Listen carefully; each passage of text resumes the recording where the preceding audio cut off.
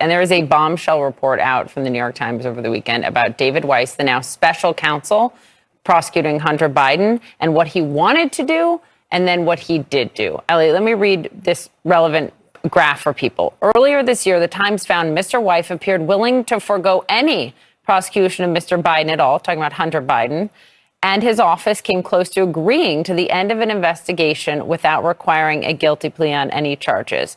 But around the spring, around the time a pair of IRS officials on the case accused the Justice Department of handspringing the investigation, Mr. Weiss suddenly demanded Mr. Biden plead guilty to committing tax offenses. What is the takeaway for everyone this morning? The takeaway is DOJ has made an unholy mess of this whole Hunter Biden situation. And I fault David Weiss, who I've spoken positively about on this show, given his long service as a U.S. attorney. But if you look at that reporting, first, he was willing to let this thing go altogether. Political pressure ramped up. He backtracks and says, oh, no, we're going to need to take misdemeanor pleas. Then they go into court ready to take misdemeanor pleas, more pressure, more testimony from the IRS. And then this deal falls apart. And now he says, well, now I need to be called special counsel. I need expanded powers. But it seems like all of this is only happening in a reactionary posture. It seems like he's now twice tried to make this case go away cheaply, twice been called out on it, and twice backtracked only in response to the whistleblowers. And Temadayo, I read that you think there is a legitimate question as to whether Hunter Biden is being treated unfairly. I think 100%.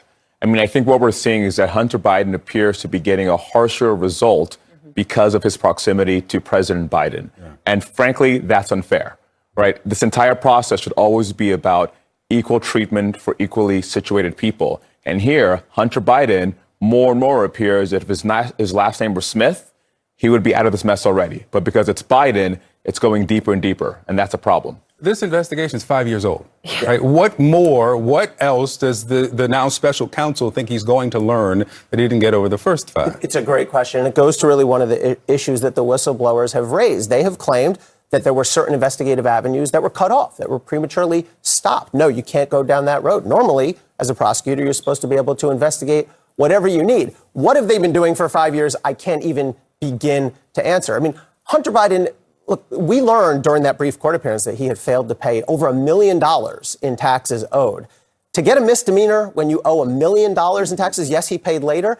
That's a decent deal for a defendant. I don't weep for Hunter Biden. But it sounds like you're saying he's being treated more leniently, and you think he's being treated more harshly. Can David Weiss continue as special counsel right now? Because a lot of Republicans are saying no because he bungled this leading up to this.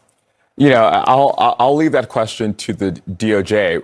What I'm saying is that after 5 years and this level of resources spent, the idea that they have not overturned and all the stones there are to be overturned is just not believable. So the idea now that they would be ramping up and considering harsher charges and potentially a trial, that seems troubling. Can I ask you why it's not believable when we have now 2 IRS whistleblowers who've testified before Congress? One of them came on this program. One of them was a self-proclaimed, liberal.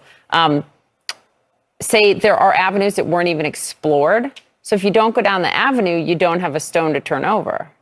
Well, I don't have any visibility into the investigation, right? But the suggestion I believe that they were getting at is whether there are avenues into President Biden. Now, if there's evidence that... I'm just talking about Hunter here. Hunter, but I'm saying if there's evidence that there were avenues to, for example, President Biden that weren't pursued, sure. But I've not seen anything to support that. Yeah. And I think what's important is to zoom out on Hunter Biden. With most white-collar defendants, investigation goes forward, you find a wide array of criminal conduct. That's not shocking, meaning you often find tax issues here, perhaps a lie on a form there. That's pretty common for federal prosecutors. But after 5 years and a holistic view, prosecutors decide, how do we get rid of this case? What is this case worth? David Weiss's team did that.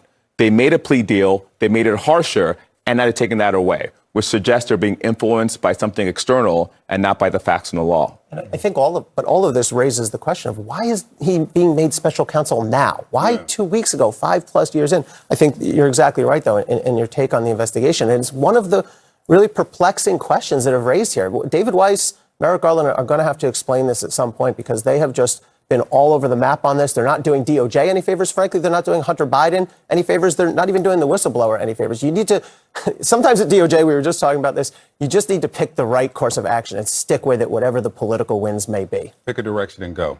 All right. Ellie, Timoteo, thank you.